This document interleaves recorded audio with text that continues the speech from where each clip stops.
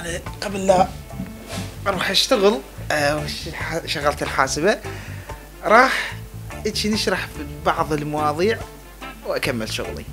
سؤال: ليش البعض من البنات من تعبر الشارع ما تبغى يسرع منه؟ ما أعرف ليش، يعني هي تريد تسوي حادث، ما أدري، ما أريد إنه أفتي من يمي، لكن إنه ما أعرف، يعني أتمنى إنه تبغوني يسرع منه. هذا موضوع الحجي.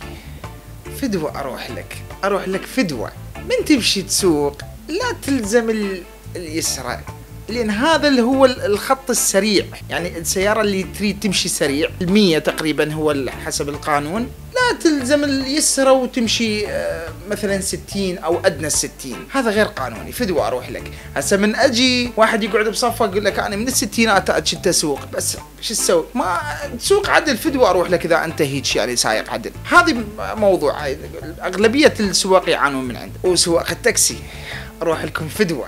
شوف، انت لا تظل تمشي ترمي هاي تكرمون الزبايل والى اخره. اي سايق حتى مو تاكسي، على المود لا نخصص، اي سايق فدوة اروح لك لا ترمي الزبايل، هذا وطنك، فلا ترمي الزبالة.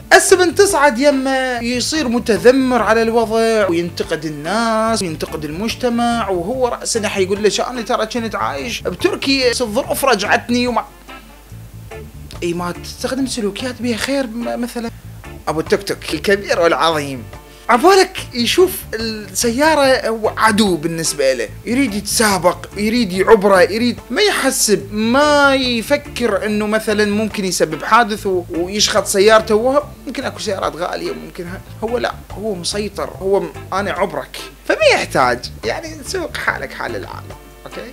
واكو بعض السيارات يعني ما ادري عنده فد سباق هاي يستوجب، يعني انه اكو ناس اذا انت ما يهمك وما تخاف، اكو هواي ناس يخافون. اختي